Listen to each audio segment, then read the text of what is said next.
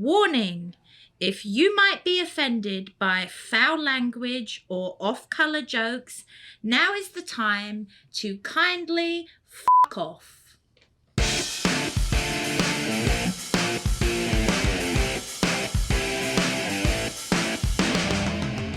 Welcome to episode 2 of the Londoner Pubcast. This week we will be talking about the many comments that we got from y'all about football versus soccer and what we call it, versus maybe what I call it versus what you call it.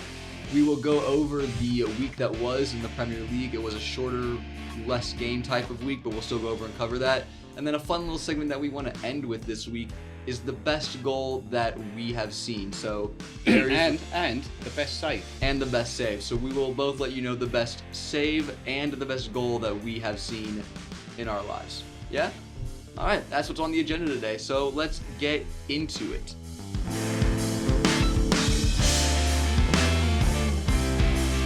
All right, Barry, so let's get into it. Like I just said, soccer versus football. You got many a text. You showed me many texts that I'm saying it wrong, and I know that all of our British followers out there are going to tell me that I'm saying it wrong. But Barry, talk to me a minute. Every Englishman not in town, every Englishman that I know texts me. Mm-hmm. Soccer, FFS. Yeah. Soccer, and I got slaughtered for calling it soccer. Mm-hmm. I've lived here 30 years. Firstly, if we start calling it football when we're in the States, who's going to, even if we put it up as a football podcast, pubcast, no one's going to watch it. It has to be soccer. I was in England a few years ago, and I'm down a pub in Ealing called Duffy's. Mm-hmm. I'm with all my mates, we're having a drink, and I said soccer. Fuck, they were going to lynch me. Soccer? I live in the States. Mm-hmm. Oh no, it's probably the worst thing you can say to an Englishman, soccer. Yeah, I think that for me, it's just that's how it was here in America for me. So like I say soccer, and there are times where I will say football as well because I'm so in the world of soccer or football, and you mix it up. But for me, growing up, it was always soccer. I think that's just the American way of calling it, and so I apologize to all of our British viewers out there. And you might punch the air every time I say it. Or that Barry says it.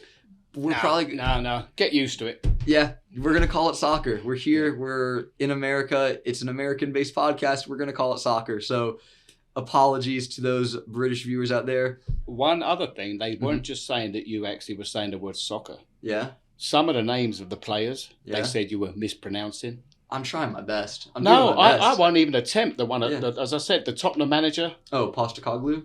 There we go. Yeah. Big Ange. Yeah. Big Ange. Yeah. That's it. Postecoglou. There I you think go. I'm saying that Check right. that out. Well, what got me, the bloke that actually really said it, his name's Stevie Ironside. He's got the strongest Scottish accent you can imagine. Mm-hmm. Okay? I can't, he don't even pronounce one word right, let alone someone's name. He's Scottish.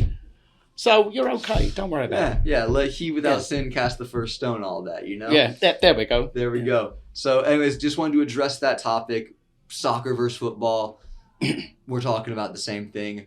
We're just American. Please, we're doing our best. And like we said at the beginning of the episode, what did we say? How do we close it? Fuck off, I believe we say. Yeah. No, my daughter, I don't talk like that. Oh, yeah, you would never. No, you would never. No. But we're going to be fine. We're going to do fine. And we're going to say soccer, and it's going to be great.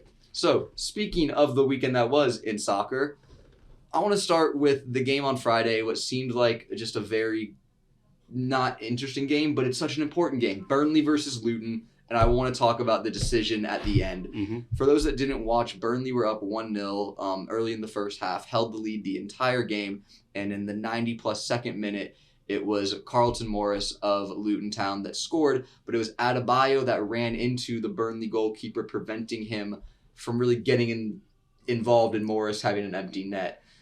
It did not get called back. And there were some interesting comments at the game. I want to know what you think, because goalkeeper is normally a very protected position. Usually, the goalkeeper is protected too much. Mm. As I said, I've been watching it for years. I mean, you used to be able to clatter into a goalkeeper. He could clatter into you. It's a contact sport. Mm-hmm. And I mean, they used to, no mercy. Mm-hmm. That one on Friday was a foul. Yeah? Yeah, the fellas, it was a foul. Yeah. You could see he was it was a foul. Yeah, I wanted to read. I know Vincent Kompany, the manager of Burnley, he had a lot to say. He said, for it not to even be intervened by VAR, I don't understand how we can go through these phases. Quote, I just have to defend my team and my club. And for someone like Vincent Kompany and Burnley, as we take a look at the table here, they're in 19th. Luton Town are in 18th. So while many fans can look at this and be like, oh, this is a multi-million-dollar game potentially, because those 2 points could be vital. Burnley currently sit on 12 points. Luton Town sit on 16. They are 17 to safety right now. That's Everton. This is where we are in the league. Those 2 points for Burnley put them 1 point behind Luton. And we've all seen at the end of the year how important every point is for these relegation teams. So it's calls like that and VAR. It's becoming a more and more interesting topic where more and more managers are calling out referees and VAR this year. And it looks like they missed another one. So for Burnley fans, that's brutal. For Luton fans, they should be elated. They're actually in great form as of late. I know that. What I liked about that, the foul or non-foul, okay, was JJ Watts. Yeah. That's, I think, part owner of Burnley. Yeah, he's a part owner of Burnley, JJ Watt. I read some comments by him. Okay. Yeah, I was hoping that he would say, hey, ref, that was a foul, 15 yards. Yeah. Oh, no, he didn't do it. I was waiting for him. Yeah, unnecessary roughness. Different football. American football. There's football. See, now he's confusing you. Yeah, now we're just throwing it all over the map here. But yeah, JJ Watt, for those who don't know who he is, he was a former NFL lineman. He's now part owner of Burnley Football Club. And he was very vocal on Twitter talking about how it's bad that they couldn't find a foul there, how obvious it was that his goalkeeper was fouled in the play. So very outspoken. I feel like, again, that's more Americans coming to the sport, though. I think that's good. More awareness. And also I think it's very good that he was able just to send that message publicly on Twitter and criticize these refs publicly. I feel like the referees in the Premier League are a very protected group. And I love when they get put under pressure like they should be. Yeah, I don't, as I said, I don't like VAR. Nobody likes VAR. But I don't know how the effing hell you miss it when you've got it. That's the problem too. Unbelievable. Because then VAR isn't the problem; it's the people operating it that are the problem. And I think that is the real problem. When's it going to be AI?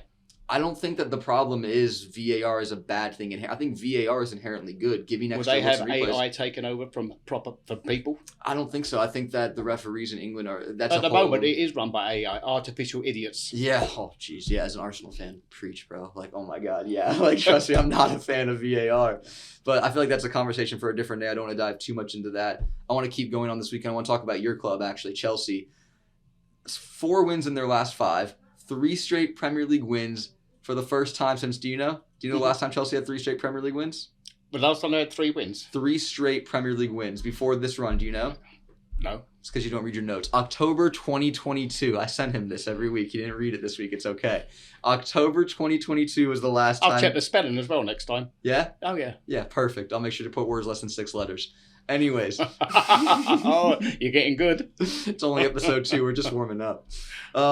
But seriously, first time since 2022, October of 2022, that is 3 straight Premier League wins for Chelsea.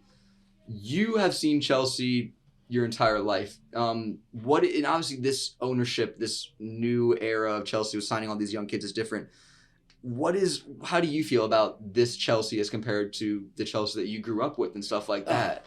Well, we can't compare. I mean, well, you say that. When I first started going to Chelsea, I mean, they were always mid-table. I've seen them go down to the old second division, seen them come up. I mean, so yeah, I've been through it enough. I mean, thankfully we didn't go down 3rd and 4th and, Wrexham. But do you believe that right now they are turning form and going to be a team that can again compete for those top 4 spaces? Maybe not this year specifically. It's maybe a little late, but yeah, there's still time. They've got to. I mean, I keep reading about their managers are going to get fired. Give everybody a chance. I mean, they keep firing managers. Give him a chance. Okay. Yeah. And I know they want to get to Europe. I know the money situation needs to get them to Europe. And they'll get there. I mean, they're too big a club not to. It's like, much as I hate it, even Manchester United got into Europe last year, didn't it? They were in Champions League this year. They finished 4th and are out of Europe now. Yes. Yeah, they were in the Champions League. Yeah, they were in the and now they're in the Europa. It didn't even get that. So it's a waste of time them finishing 4th. They might as well give that to Chelsea. I love that. That was a waste of space. Some Man United slander. That was a waste of space. Great work. Yeah, it was. Talking about that, we actually didn't say much about Man United last week. I was listening to what we did, and we really didn't touch on Man United. They played Wigan. I mean, why should you? Let's do it. Let's move on to them because they were. We'll come back to Man City, Newcastle. I do want to touch on that because I think that's very important with De Bruyne coming back. You out. It doesn't matter. The order doesn't matter. But let's go to Man United. They tied versus Tottenham 2-2. They had the lead twice, gave it up twice. I would be very disappointed as a Man United fan this week, specifically considering the injuries and players Tottenham do not have available, such as Son being gone, Romero's injured, James Maddison is still out. It's a very depleted Tottenham side right now. Sarr has gone to AFCON as well as Basuma has gone to AFCON too. What about Man U? Have they got players going there? So they did have Andre Onana for this game. He immediately then flew out afterwards. On a private plane. Yeah, then he was, I don't know if you saw that, it was really funny. He was then told he wasn't in the squad. So he literally had a delayed flight, flew out to AFCON, and then got there basically in time for the game. And they're like, yeah, you're not in the squad. So who's in goal for Man U now? For Man U, it'll be, they signed the Turkish lad from Fenerbahce as the backup goalkeeper. So he'll come in and play a couple games while Cameroon. But I was going to volunteer if they didn't have anybody. Yeah, well, they're letting, with the way Onana's playing, they're pretty much letting anyone in there this year. That's what I'm saying, right? But let's talk about Man United, because there's some other interesting off-the-field stuff with them. Jadon Sancho. Obviously, we're familiar with him. Big money signing of Man United a couple years ago. He has been ostracized from the group by Ten Hag this entire season, not even in training, and now he's back to Dortmund. I'll get it with the manager. You can't let the lunatics run the asylum. Agreed. Okay, but for someone that young to be that stubborn, maybe, sometimes you got to know when to back off, shut up, bite your tongue. Yeah, apologize.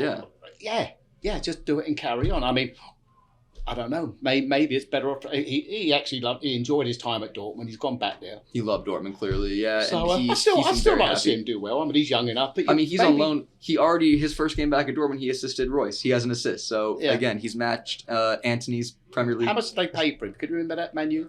They paid 80 million euros, I believe. Yeah. 80 million, and he can't say sorry. 80 million. Yeah. So they've paid a lot, but again, I think it comes down to that manager decision of, do I look weak and let him back in the squad, or do I keep my foot? I think you have to keep your foot down. I mean, we could always go back. What would Ferguson have done? Oh, he would have. Yeah. I mean, I would read about Roy Keane. See, have fun on your loan. Have fun on your loan in the championship. Yeah, no shot. A lot less than that. Yeah. So I think Man United's a very interesting thing because they are in a place now. They have one win in their last 5 Premier League games. They're in a spot where they really need to start winning. The money they've put into this squad. It's good to see Højlund scoring his 2nd Premier League goal. Took a long time for him to get that first one. Remember the winner against Aston Villa, which was actually Man United's last win. So if they need to get the ball rolling. If they are out of the EFL Cup, go back to Chelsea. They, by the way, will play Middlesbrough. And for all the shambles that they've been in the Premier League this season, the ups and downs, they're in a semi-final against Middlesbrough right now. They're down 1-0. They have the second leg a couple weeks later, but it's at Stamford Bridge. They have to make the final, surely. Nobody would say they have to. Of course they have to. They have to. It's Chelsea against Middlesbrough. And I'm thinking, we got it. I thought we got it when we went to Middlesbrough. Yeah. Middlesbrough. And you shouldn't think that way no matter what. No, you can't, because any game, Oh, sorry. So any game. Any cup. Right? Yeah. You just never know. I mean, like I say, sometimes a team like Middlesbrough, I don't know where they stand in their division. They're in the championship. They're in the championship right now. It's a team with Chelsea's name and caliber. Pushing for promotion, or I'm not sure specifically where they are in the championship. So anyway, a game like that. But either way, it's Chelsea versus Middlesbrough. A game against Chelsea, they pull it all out, and they did it. They did. They won the first leg. There's a second leg. I think that the reason I connect that to Man United is Man United won that cup last year, the Carabao Cup. And it was almost like a notch that Ten Hag could hang his hat on the entire year. And I think that Chelsea very need a foothold in this promising youth setup. In England. And that trophy could be a huge jump for them. In England, there used to be, now they've got pounds and pence, monetary, pounds and pence. Yeah. It used to be pounds and shillings and pence. Mm-hmm. The reason I'm saying this, because a shilling used to be known as a bob. Okay. 5 shillings was 5 bob. 6 shillings was 6 bob. Mm-hmm. I call Ten Hag 10 bob. Okay, because that's about all he's worth. That's it? That's about all he's worth. So we won't say Ten Hag, we'll call him 10 bob from now on. 10 bob. 10 bob. 10 bob. Well, speaking of Bob, I don't think you meant to do this, but that was an incredible transition to Newcastle Man City, as it was Oscar Bob scoring the winner for Man City. I don't think I meant that. If you meant that, so much power to you, because that was brilliant. It's not power. The word genius is what you think of. Genius? Yeah. Well, you heard it here first, guys. Yeah. Genius over here. My co-host. Anyways, we can move on to that game with Man City Newcastle. Newcastle were down 1-0 off of a ridiculous goal by Bernardo Silva. Answered back 2 quick ones with Isak and then Anthony Gordon. Also important to note, Ederson left this game injured for Man City. They brought in the German whose name I'm completely blanking on. Ortega. Fritz. Ortega. Have you got a German? Yeah. You don't remember his name. Fritz. Cool. Fritz. Stefan Ortega. a.k.a. Fritz, he came in, let up 2 quick goals, and then it was the late show, and it was one man and one man only orchestrating the symphony again for Man City. He's back. I'm not happy about it. As fans of any team that's not Man City, you shouldn't be happy about it. Kevin De Bruyne, what do you have to say about just him being back and how important that is for Man City right now? I was reading something the other day, and someone said that, he's not just one of the best players in the world. They're putting him up there with Messi and Ronaldo. Mm-hmm. Can you? That's a great question. I don't think that I would put him in the Messi-Ronaldo caliber. Mm-hmm. I would put him in one of, if not the greatest Premier League midfielders caliber ever. Ever. Funny thing is, even though I have these pubs, the family have these pubs, we show soccer all the time, I don't get to watch the games. Yeah. I'm working. Yeah, you're busy. Seriously. You'll ask me a question, I'm thinking, I didn't see it. Yeah. I only get to see a goal when I see people screaming. I come running out the kitchen. And you see the replay, Oh, yeah. I think my life is a replay, actually. We'll save that for another episode. Yeah. But since you didn't get to see it, Kevin De Bruyne came on, scored a goal, assisted Oscar Bob, who's a youth Man City player, for the winner in the 91st minute. Goal and assist. He played for maybe 20 minutes. I'm going to read a little bit about what Pep has to say. He's a special player. He's a legend who is so beloved by our people. He's fresh in his mind because 5 months is a long time. Remember, he didn't play since the first day of the Premier League where he got injured after a short stint. So that was August 11th. It is mid-January. He comes in like he doesn't miss a beat. Yeah. And I feel like we just see this all the time with Man City. I mentioned it last time. Are they going to go on the run in now that De Bruyne's back? And we both said, yeah, probably. Yeah, probably, because look, he's doing it already. I'm sitting there thinking, we spoke about Manchester United, you got Liverpool. I'm so glad De Bruyne doesn't play for Liverpool. Yeah. Or Man United. Not for the reasons you're thinking of. Mm-hmm. Last week, you said that when he runs around, he goes all red. Yeah, and he does. He does. He goes red. He's got red hair. Yeah. Can you imagine with Liverpool? He just looked like a blob. Just a giant marker just out there. Just a blob. Yeah. So thankfully, he wears blue. Yeah, he does wear blue. He used to wear a different blue. He used to play for Chelsea.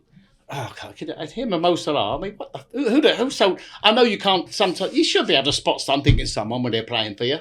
Go on. He didn't suddenly. Get off and get mad at him. Suddenly, he's good now. Yeah, he's learned and he's become better. But surely he must have wankers.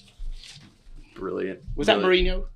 I'm not sure. I'm not sure exactly. I mean, they were at Chelsea for when they were much younger, obviously. Well, we can get Mourinho back now. He's got fired. Yeah, Mourinho got sacked from Roma. You could bring him back. Yeah, why not? Last Premier League game of the weekend I just want to touch on. We don't have to dive into it. Everton 0, Aston Villa 0. Really nothing important. That was riveting. Yeah, riveting. If you are a big defensive fan. Everton taking my marriage was more exciting than that. Anyway, go on. You say my marriage was more exciting than that? Yeah. It's beautiful. My wife won't think so. Ex-wife. Yeah, no, she'll love this episode. Yeah, that'll endear me to her. Anyway, go on. But yeah, so 0-0 there. Huge, in my opinion, big point for Everton. Villa slowly dropping form as they fall from second to third in the table. I did want to use as a transition to Everton because I want to touch on this before we get into our fun segment of best saving goal, where I'm sure you'll just slander me for being young.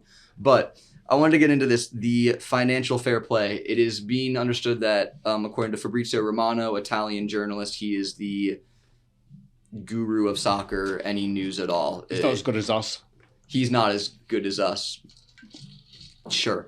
But he tweeted out talking about it that now Nottingham Forest as well as Everton are facing financial rules, financial fair play, potentially more point deductions. Important to remember, Everton have already been deducted 10 points this season, so they're currently in 17th, just above those relegation places. They could have 27 points, which would put them 11th on the table. So they've already been struck once. It now looks like potentially them and Nottingham Forest could be hit again. I've seen rumors of 6-point deductions. Again, that would knock Nottingham Forest down to 14 points in the relegation zone. How do they decide how many points? Why 1-6 and 1-10? That's questions above my pay you broke grade. the rule, you broke the rule. Well, I want to take that premise too. Do you feel Everton and Nottingham Forest are being targeted unfairly when you have teams like Man City that have 115 financial fair play breaches, that their case is still ongoing? Even Chelsea, I'm a Chelsea fan. I don't know how they've done it. I know they've sold players and it's balancing the books. Mm-hmm. Okay. Yeah. So I don't know how they've done it. In fact, there's a Nottingham Forest fan here in Dallas, Darren McGrady. Okay. Goes by the name of the Royal Chef. The Royal Chef. He worked at Buckingham Palace. He was a Princess Diana chef. Yeah. He's a Nottingham Forest fan. Okay. I texted him yesterday. Yeah. And I said, I've just looked at the points. If you get deducted 6 or 10 points, I've just looked at the division. I said, that puts you just above West Bromwich Albion. I haven't had a reply. I don't think he's going to text you back. He's not, I think he's seen it. I think he's probably seen it by now. Yeah. I think he might get back to you if they beat Chelsea later in the year. He'll give you a nice... But, of course, if you're an Everton fan and Nottingham Forest fan, and then you see the likes of Man City... You've got to feel hard done. What the Man City fans, we get them going into the pub in Addison. Mm-hmm. They've had replicas of all the trophies they won last year. Mm-hmm. I mean, absolute replicas. Yeah, and they put them in the pub when they show the game. They're sitting there with the replicas. Mm-hmm. So what I'd like to do, there's 4 trophies. I'd like to offer them $10 each for a trophy. So they're not going to need them. No. Once they've been relegated and they take away all these titles. So I've got 4 trophies that I'm going to put up there. We joke and talk about when that happens. But it's been ongoing and they keep delaying it. Yeah, it's because they've got the money to hire the best lawyers? It just seems very unfair that teams like Everton, who probably didn't make as many breaches as Man City did, let's be honest, have already been deducted 10 and now they're being potentially struck with another 6. 16 points. That's an insane amount of points in a Premier League season. I like that they've got the fair play thing because I don't just want people, it's been done. I mean, Chelsea's probably done it many a time. Mm-hmm. People say they bought the title. Yeah. Okay. Real Madrid been doing that for years. Okay. Yeah. They have. But it's nice to have that so it brings the balance and it's a fair play as it is. Mm-hmm. But I don't know how they're going to make it. Are they going to change it later on to where you can lose more money? Or they're going to change it I'm not somewhere. sure. I do want to take, you said they bought the title. I would love to, we're kind of finishing up our conversation on this week, so I'd love to dive into that. I don't think that to an extent you can buy a title because I think that at the end it comes down to coaches and team cohesion. And we see teams like Chelsea spend more than anyone. We've seen Tottenham spend tons. We've seen Man United spend billions. They've all done it. Liverpool, they've all done it over the years. If they've got the money, buy the best player. And you can say that, some clubs, they bought players cheaper than others and they've spent a little bit less. At the end, they're all playing on a very expensive playing field. Mm-hmm. And I don't think that just money is going to buy you titles. So, again, you can make your case with Man City, but Man City, they spend so much money. They also have the greatest manager probably ever. So, if Man City get found guilty, okay, yeah, did they take them trophies away? Did they give it to who came second? As a fan of the team that finished second last year, I hope so. Did Arsenal finish second? We finished second last year. That's the only chance you've got to win in the EPL. So you've got to hope that Man City gets. Oh my God, that's so crazy! I'm actually looking at these notes I printed out, and I'm trying to find Chelsea, and I had to scroll all the way down to 9th to find you guys. It's what? I'll tell you what. If you fold that in half, all right. Oh my God, we're top. There you go. We're top. There you go. Sort that one out. Light work for you right there. Yeah. Anyways, you're going to banter Arsenal, maybe, I don't know, getting near the top part of the table first before. Yeah. Anyway, so that'll pretty much do it for this week's Premier League roundup. And I like the discussion we had, too, just about the financial fair play as well. Mm-hmm. I feel like that is a very interesting thing that's going on this year, where we are seeing this year for the first time in a while. Drop my notes. Point deductions. Yeah, that's fine. We're seeing point deductions. We're seeing teams being punished for this. So I wonder if that's something that's going to be continuing as we go on, as these Man Cities and Chelseas might get sought out a little bit more. So we spoke about Manchester United. Mm-hmm. Didn't really mention Tottenham that much. Yeah. Okay. We can talk about Tottenham if you want. By all means. I know they did, and I said so. That were you happy as an Arsenal fan that the points were shared? Oh yeah, I wanted Man United to win. I wanted, as an Arsenal fan, you wanted them to win. I wanted Man United to win. I felt gross, so I wanted Man United to win. But just looking at the table, who's closer to us, who right now could affect us more, I wanted Man United to win. Every time I watch Tottenham, there's a player that used to play for Tottenham. Okay, I've got a bone to pick with him. Say his name. Jurgen Klinsmann. The USA manager? Yeah. Okay. Yeah. He's actually, I just read this morning, he's managing South Korea now. He's in the Asian Cup. Did you know that? I didn't know that. Yeah, he is. Anyway, Jurgen Klinsmann. So, when Jurgen Klinsmann used to score, I've seen him many times score a goal. And being in England, usually the ground's wet and whatnot, and he'd launch himself and slide across the pitch 20 yards with his hands out. That's beautiful. I mean, that was his goal celebration. That's awesome. So I was playing over in London on Sunday morning, Hackney Marshes. That says it all, doesn't it? That's the name of the pitches, Hackney Marshes. Hackney Marshes. I scored a goal, 25 yards into the roof of the net. I launched myself. I went flying, sliding across the pitch. Yeah. I got up, there's all dog shit down the front of me. But was never it worth seen it? That. That's Clinton's fault. Was it worth it though? What? The celebration, the goal? Did it feel good? I've never scored since. I've never slid across the field pins. That was the last goal you scored? Yeah, I still smell. You decided that that's. But anyway, that was because don't. If you're at Hackney Marshes, don't do a Klinsmann celebration. That's all I'm saying. Anyway, go on. That was the Tottenham beef. No, I love that. I love the tangent, and that's the last goal you scored. We'll get him on here one day. Is that the last goal you've scored, you said? Was it because you don't want to score again at risk of the No, it's the celebration? last goal I scored, and if I was in the EPL, I would have disallowed it, I'm sure. But anyway, I've got it. Yeah.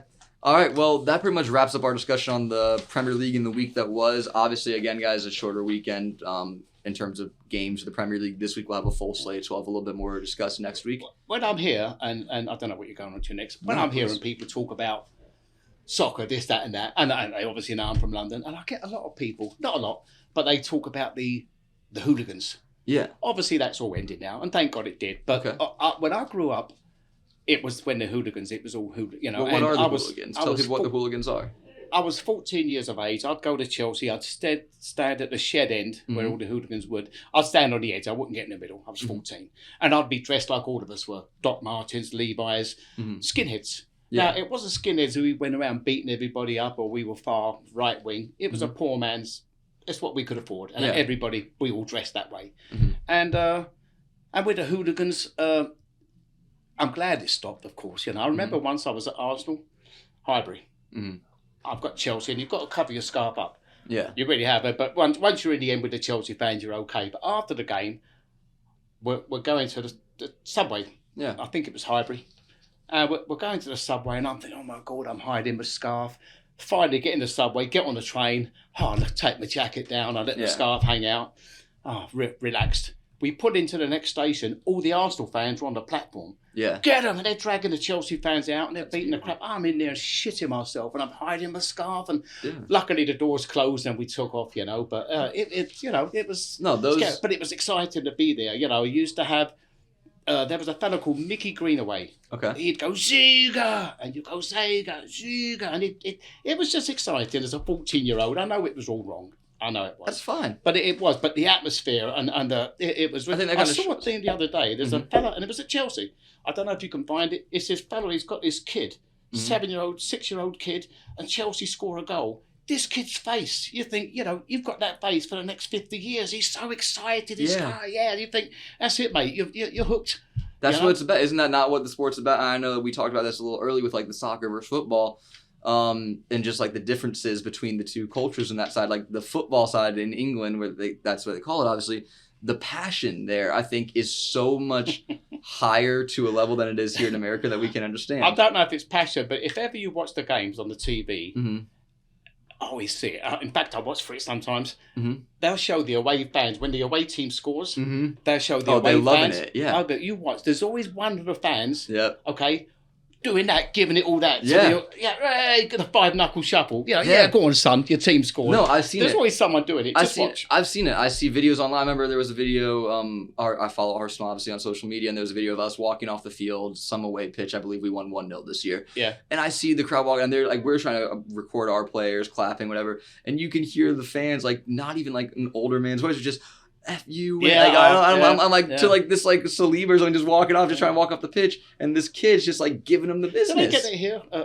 They surely the American football players. Yeah, maybe they can't hear, but they get can the hear. same thing. They can Especially, hear. Hey, if you're a Dallas Cowboys and you're playing the Eagles, well, they're both in Cancun right now. That's probably why that Rob fella that does the Wrexham, he's an Eagles fan, Rob. Yeah, Rob McElhenney. Yeah, that's probably why he likes soccer, because it's that similar sort of crowd action. It is that passion, right? That passion that is kind of what brings us to the sport more. I read the other day. Okay, they're talking about following a non-league gay soccer team.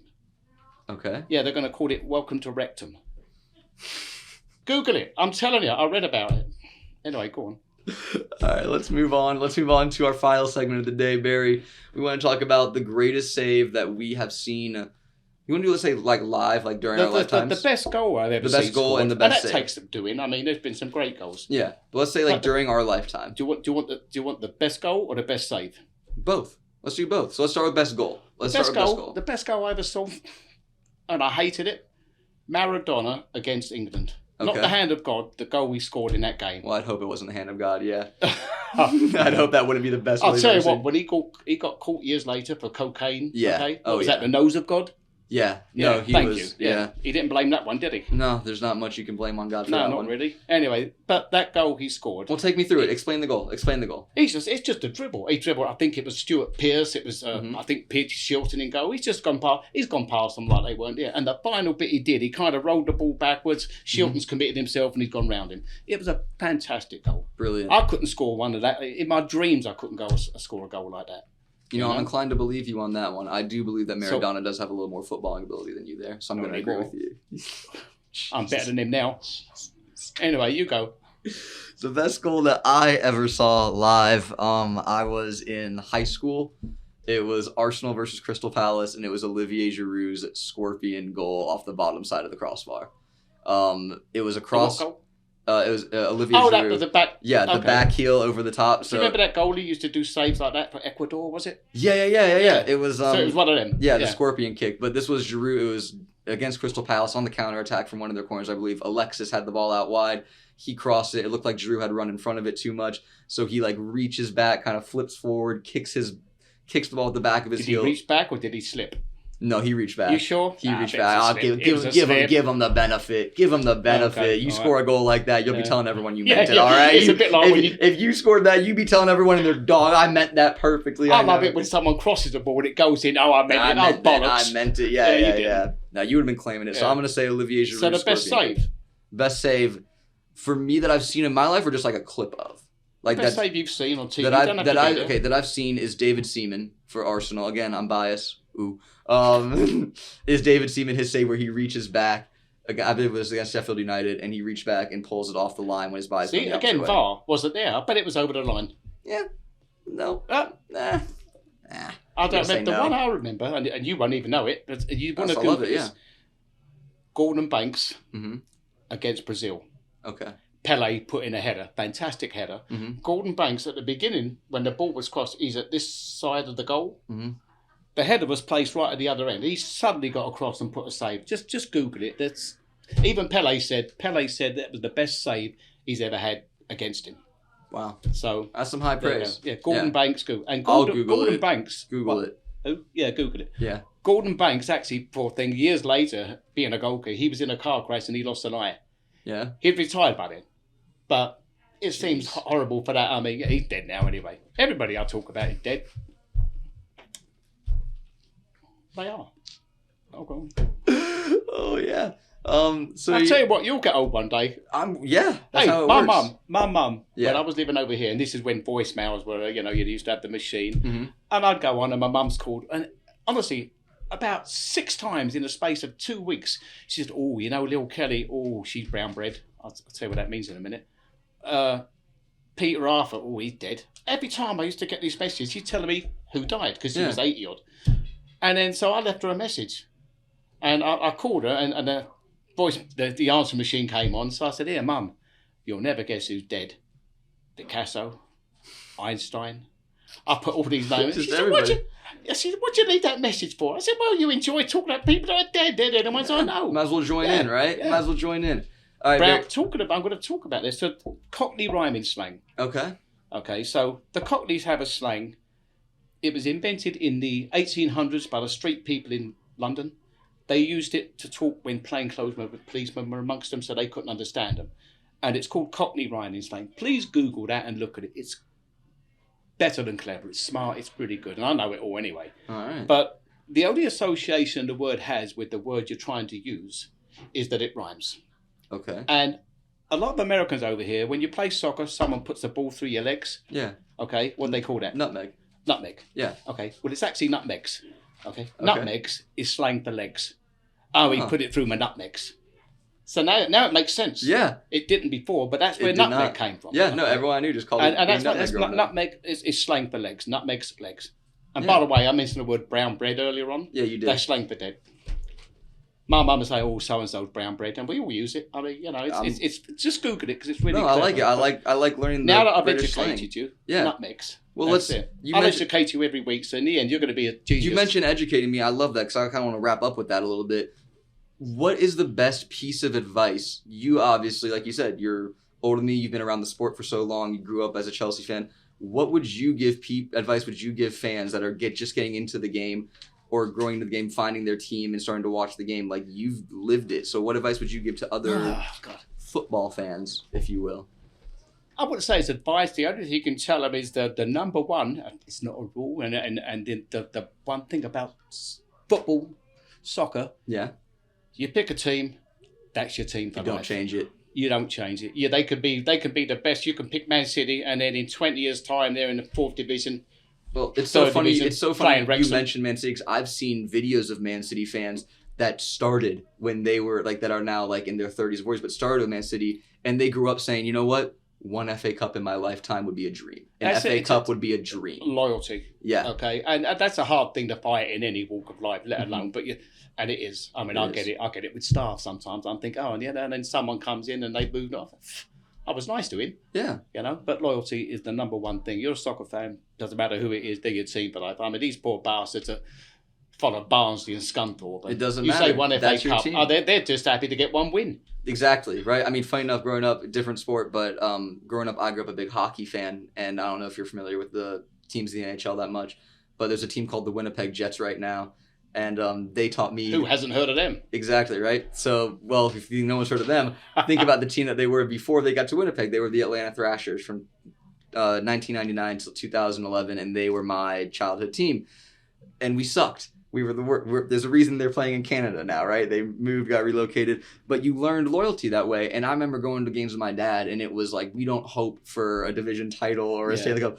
Man, if we scored a goal, I was like, let's go. We were so happy. If we won a game, we were happy. And I think that's something that is a little bit more rare now, is that loyalty to just one team. And I think it is so important because everything means so much more when you've been there through it all.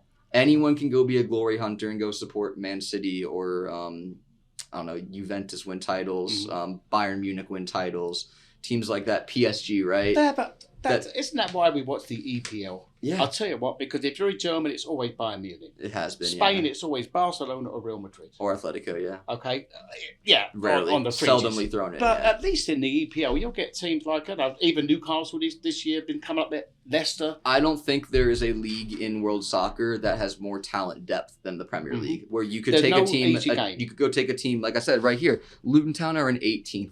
They have given every Big Six club they've played this year, every traditional Big Six club, I mean, not just the top 6, traditional Big Six clubs, you know what I'm referring to, one of the most difficult road games they've had this year for every single one of those teams. You think about Arsenal barely beat them in the end. Chelsea beat them 3-2. Spurs had to score too late to beat them, right? It's never easy to go there. And you just don't see that in other leagues, where in this league it is. So I think it makes the league better too. That really is it, because there's no easy game. I mean, it's like... we'll go to Crystal Palace. Yeah. Okay, I'm a Chelsea fan. I hate playing Crystal Palace. They always seem to nick one. They always niggly little bastards. 2 years ago, I'm going to be a stat guy for a second because I love when I get to flex knowledge. I'm going to be a stat guy. 2 years ago in the Premier League, no team took more points off the Big Six on the road than Crystal Palace. Really? I mean, exactly. Says it all. You would think we scripted that. We did not script that. That was on the fly. No, I hate playing that. But isn't that what you love about the sport too? Is like, I remember like when you win. When you win, right? But I'm like, every week when I'm looking at who Arsenal's playing, I'm like, there's never an easy week. But there's something inside you. You'll be saying, oh, it's only. And you always use the word only. It's only. But then you get in the game and it's not. Stop using the word only. It's not. Okay, it doesn't matter. Especially, and that, again, I think we touched on this last week, but that's why I like this promotion, relegation.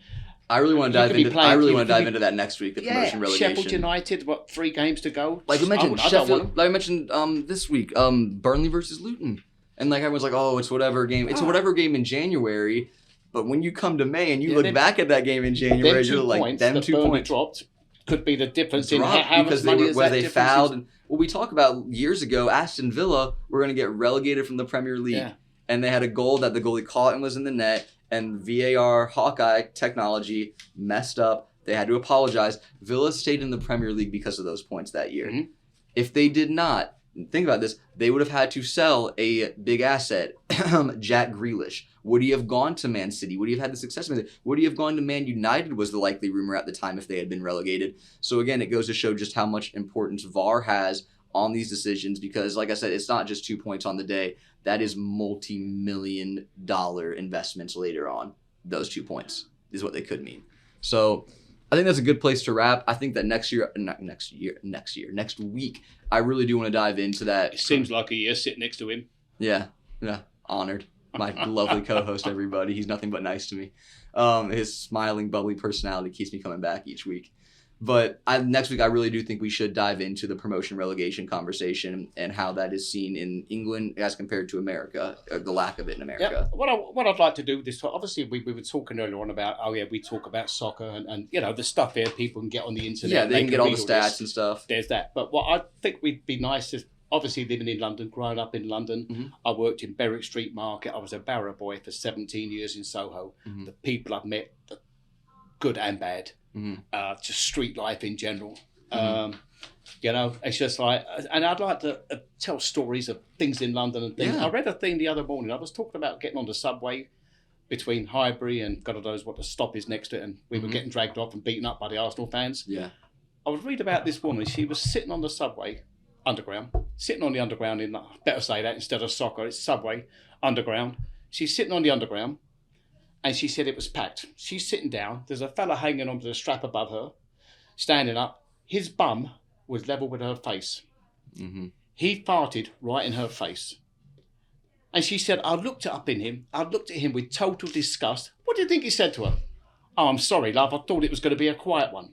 I mean, that's all right, mate. It could happen to any of us. I mean, talk about no shame. Anyway, I'd end on that one. No, yeah, well, on that, but what I'd like, and you were talking about earlier, we need to start getting comments and stuff from people. Yeah, we want to hear from y'all. The 2 people that listen. Yeah, for all of you listeners, however many there are, we would love to hear from you. So you can text Barry, you can comment, but we'd love to hear what you want to hear about what you have to say How about. do they get in touch with us? Because I don't know. I'm not. Well, right now we're still growing, but we'll work on that and giving them a place to comment on Facebook or Twitter, Instagram and stuff. For now, obviously, we're small, so for those that listen... Hey, just come in a pub and point at me and say, oi, I want a word with you. Yeah, by all means, come into the Londoner, have a drink, talk to Barry, be like, hey, that co-host you have, that American idiot, tell him to stop saying soccer. I'm really over that kid.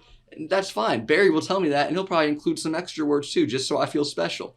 I don't think when you say about yourself, you call yourself an American idiot. Yeah. Okay, drop the word American. It's just implied. Don't worry about that. Yeah, sorry. Yeah, copyright on Green Day there. My bad. Yeah. It's a great reference. I'm proud of myself for that. Our producer Larry's loving that one. He's laughing over there. But that'll be it for this episode, guys. Make sure to come back next week. We're going to talk about promotion relegation. We'll have a full slate of Premier League to cover. And again, we want to hear from you. So talk to us. Text Barry, whatever you have to say, whatever opinions you have, or if you have something you want to hear about on the podcast that we didn't cover, that we may have missed from this week's action, you want to hear about a different refereeing call or just your favorite team in specific, even if they didn't play this weekend, talk to us. We'd love to discuss that. We'd love to hear from you so you know what we know what you want to hear. So, yeah, I think that'll just about do it, Barry. And I know we're filming this now, so people will be able to see us as well as hear us. Yeah. So I'd just like to say, ladies, the word you're looking for is sexy. You heard it here first, folks. Say no more. Sexy. No more. We'll end on that. Thank you, guys. We'll talk to you next week.